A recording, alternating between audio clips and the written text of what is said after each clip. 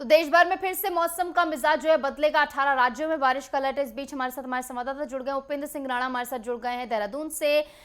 लालचंद हमारे साथ जुड़ गए हैं लखनऊ से, हमारे प्रमुख संवाददाता। उपेंद्र, आपके पास आते हुए, उपेंद्र, फिलहाल किस तरीके की स्थिति उत्तराखंड में बनी हुई? देहरादून में क्या कुछ मौसम का मिजाज है? बताया जा रहा है कि 19 जिलों में बारिश का अलर्ट है।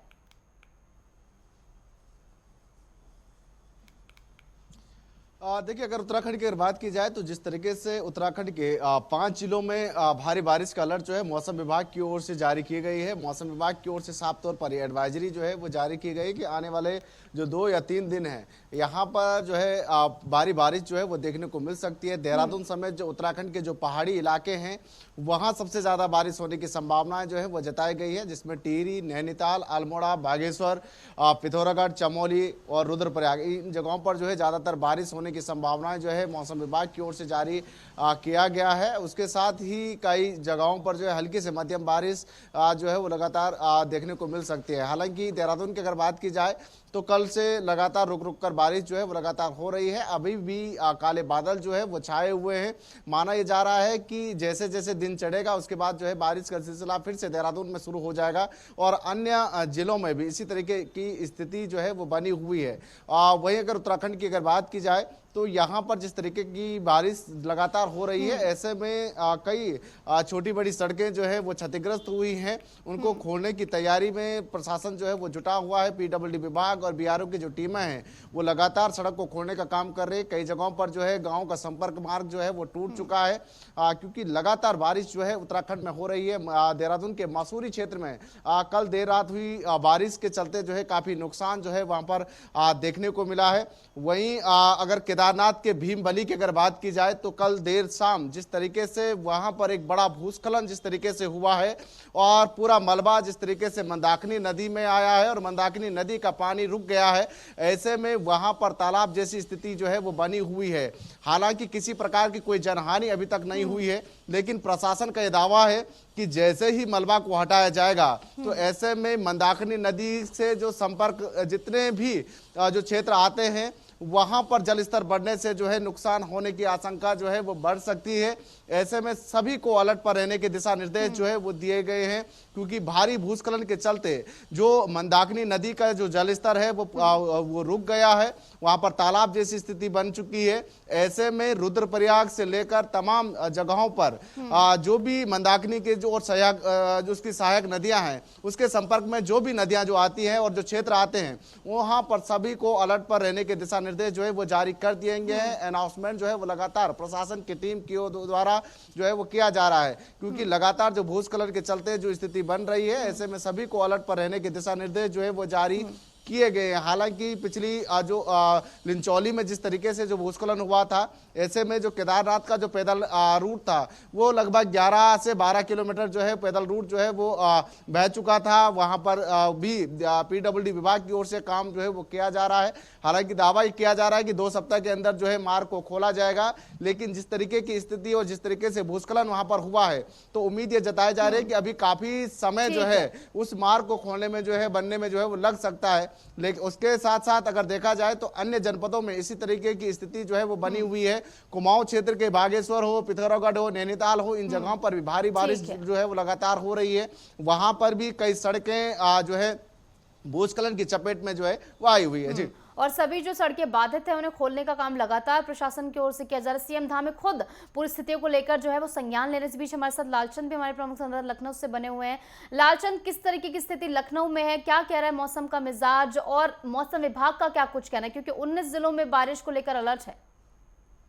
बिल्कुल निशु, जिस तरीके से उत्तर प्रदेश में 19 जिलों में भारी बारिश का अलर्ट मौसम विभाग ने जारी किया है, इसके साथ ही 40 ऐसे जिले हैं जहां पर हल्की बारिश हो सकती है। लेकिन हाँ, ये जरूर देखने को मिला है कि जिस तरीके से सावन शुरू हुआ है और सावन में बारिश ना हो तो इसको लेकर कहीं ना कहीं अधूरा माना जाता है और यही वजह है कि सावन में झमाझम बारिश उत्तर प्रदेश के तमाम जिलों में देखने को मिली है। लेकिन उससे पहले जो बारिशें हो रही थी उसकी वजह से कई ऐसे जिले थे जो बाढ़ से प्रभावित हुए थे, जहां पर स्थिति स्थिति पर काबू पाया गया है। जिस तरीके से लखीमपुर खीरी, बहराइच की बात करें, गोड्डा की बात करें, पीलीभीत की बात करें, यहाँ सब पर बाढ़ की स्थिति कहीं ना कहीं देखने को मिली थी। खुद उत्तर प्रदेश के मुख्यमंत्री योगी आदित्यनाथ ने बाढ़ की स्थिति का जायजा लिया, हवाई सर्वेक्षण किया, नाव से जो है सर्वेक्षण करते हुए दिखाई दिया और तमाम अधिकारियों को इसमें लगाया गया। बाढ़ की स्थिति को रोकने के लिए कहीं ना कहीं जिस तरीके से खुद जो है मुख्यमंत्री ने जो है निरीक्षण किया और तमाम दिशा निर्देश दिए, तो वहीं ये भी देखने को मिला कि जो फसलें बर्बाद हो गई थी, जो लोग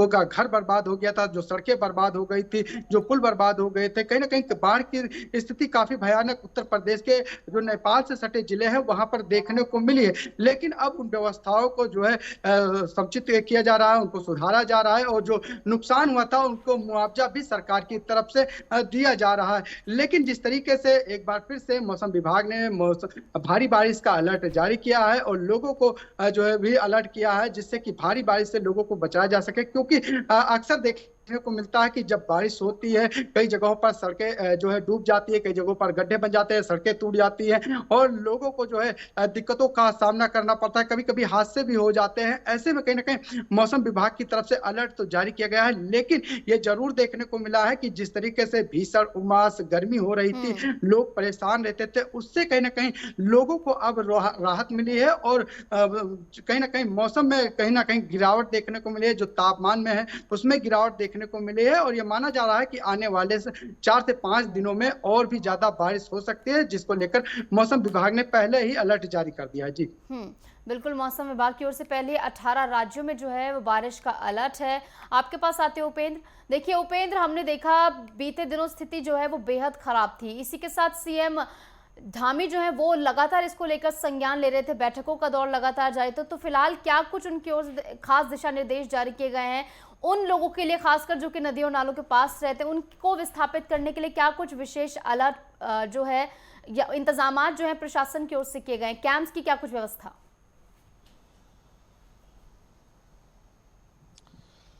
देखिए, जिस तरीके की स्थिति पिछले 2-3 दिन पहले जिस तरीके से देखा गया कि केदारनाथ के जो पैदल रूट पर जो यात्री फंसे हुए थे, उनका युद्ध स्तर पर जिस तरीके से रेस्क्यू जो है वो किया गया है और वो अब रेस्क्यू का कार्य पूर्ण हो चुका है, लेकिन अभी भी वहां पर जो है खोजबीन जो है वो लगातार चल रही है, क्योंकि दावा ये किया जा रहा है, हालांकि सरकारी आंकड़ों के अनुसार जो है 4 से 5 लोग जो है वो लापता बताए जा रहे हैं, लेकिन जो सोनप्रयाग में जिस तरीके की जो गाड़ियां वहां पर अभी भी उनको लेने के लिए कोई नहीं आया है, तो ऐसे में उससे आशंका जताई जा रही है कि अभी कई लोग जो हैं वो लापता हो सकते हैं। तो उसको लेकर भी खोजबीन जो है टीमें लगातार कर रही है। फिलहाल रेस्क्यू का कार्य पूर्ण हो चुका है। दूसरी ओर अगर देखा जाए तो जिस तरीके की स्थिति उत्तराखंड में बनी हुई है, क्योंकि कल देर शाम भी केदारनाथ के पैदल रूट भीमबली हेलीपैड के पास जो बड़ा भूस्खलन हुआ, उससे जो है जो केदारनाथ से आने वाली जो मंदाकिनी नदी है उसका पानी जो है वो रुक गया है, वहां पर तालाब जैसी स्थिति जो है वो बन गई है। ऐसे में जब पानी खुलेगा, यानी कि जब मलबा हटेगा और उसके बाद जब पानी का बहाव जो खुलेगा, तो उसके बाद जो है जो बहाव जितनी तेज होगा उससे जो है नुकसान होने की ज़्यादातर आशंका जो है वो जताई जा रही है। तो ऐसे में प्रशासन की ओर से रुद्रप्रयाग तक सभी को अलर्ट पर रहने के दिशा निर्देश दिए गए हैं। नदी के किनारे जितने भी लोग हैं उनको सुरक्षित स्थानों पर जाने के दिशा निर्देश पहले ही कर दिए गए हैं कि वह किसी भी प्रकार का कोई जोखिम न लें और कभी भी नदी का जल स्तर जो है वो बढ़ सकता है। इसलिए सभी को जो है सरकारी भवनों में या पंचायती भवनों में, जो सरकारी स्कूल हैं, अन्य रैन बसेरों में जो है उनकी व्यवस्थाएं जो है प्रशासन की ओर से जो है पहले ही कर दी गई है, उनको जो है वहां शिफ्ट किया जा रहा है। दूसरी ओर देखा जाए तो अन्य जगहों पर भी इसी तरीके की स्थिति जो है वो लगातार बनी हुई है। कल जिस तरीके से देर रात भारी बारिश हुई, तो ऐसे में ऋषिकेश में 15 सेंटीमीटर ऊपर जो है खतरे के निशान से ज्यादा ऊपर जो है गंगा नदी का जलस्तर जो है वो बढ़ गया। ऐसे में ये कह सकते हैं कि नदी का जलस्तर भी लगातार बढ़ रहा है, खतरे के निशान के पार पहुंच चुका है। तो सभी को अलर्ट पर रहने के दिशा निर्देश जो है वो दिए गए हैं। प्रशासन की टीमें नदी के किनारे रहने वाले लोगों को लेकर अलर्ट है, साथ ही एसडीआरएफ और आपके पास आते हुए लालचंद, पुलिस प्रशासन लालचंद देखिए सीएम योगी आदित्यनाथ भी इसी तरीके से लगातार संज्ञान लिए हुए हैं, लगातार दिशा निर्देश जारी कर रहे हैं, प्रशासन के साथ मीटिंग भी कर रहे थे, तमाम अधिकारियों के साथ मीटिंग कर रहे थे। तो उनके निर्देशानुसार कितनी एक्टिव जो है पुलिस नजर आ रही है, प्रशासन नजर आ रहा है? बिल्कुल निशु, जिस तरीके से मुख्यमंत्री योगी आदित्यनाथ ने जब बारिश नहीं शुरू हुई थी उसके पहले ही बैठक की थी और उसके बाद भी बैठक की और तमाम दिशा निर्देश देते हुए दिखाए। जिस तरीके से नेपाल से सटे उत्तर प्रदेश के तमाम ऐसे जिले थे जहां पर बाढ़ की स्थिति देखने को मिली, तमाम लोगों का जनजीवन अस्त व्यस्त दिखाई दिया, तमाम चीजों का नुकसान भी हुआ है। रेलवे ट्रैक बह गया, सड़कें बह गई, पुल बह गए और लोगों की खेती बर्बाद हो गई। लोगों की जिस तरीके से धान की रुपाई का समय चल रहा था, तो कहीं ना कहीं उसको लेकर जो है मुख्यमंत्री ने दिशा निर्देश दिए। एक तरफ जहां राहत सामग्री जो है सभी लोगों को पहुंचाई गई, तो वहीं एनडीआरएफ एसडीआरएफ की टीमें लगी रहीं, लगातार लोगों को रेस्क्यू करके निकाला गया। इसके साथ ही जो लोग फंसे हुए थे, खुद मुख्यमंत्री ने हवाई सर्वेक्षण किया, नाव से उन्होंने स्थिति का जायजा लेते हुए दिखाई दिए और जिस तरीके से लोगों को नुकसान हुआ उसको लेकर कहीं ना कहीं मुआवजा देने का ऐलान किया कि 24 घंटे के अंदर सभी को जो है मुआवजा दिया जाए और बड़ी संख्या में लोगों को मुआवजा दिया गया। खुद राशन किट मुख्यमंत्री योगी आदित्यनाथ बांटते हुए दिखाई दिए। इसके साथ ही देखिए गांव का स्थानांतरण भी मुख्यमंत्री ने दिशा निर्देश दिया है कि बाढ़ की स्थिति जो से आगे ना जूझा जाए, इसको लेकर कहीं ना कहीं लोगों को शिफ्ट किया जाए, लोगों को जो है गांव का स्थानांतरण किया जाए, इसको लेकर भी कहीं ना कहीं दिशा निर्देश देते हुए दिखाई दिए।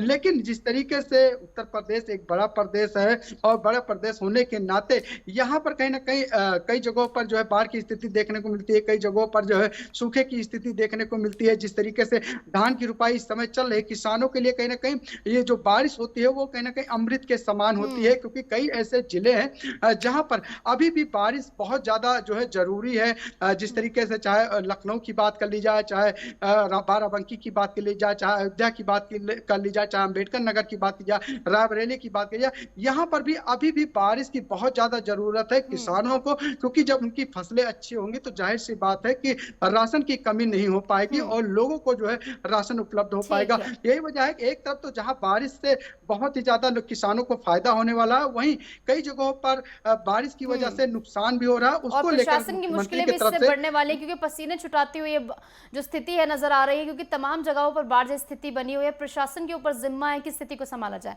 फिलहाल बहुत बहुत शुक्रिया आप दोनों का हमारे साथ जुड़ने के लिए, तमाम जानकारी हमारे साथ साझा करने के लिए।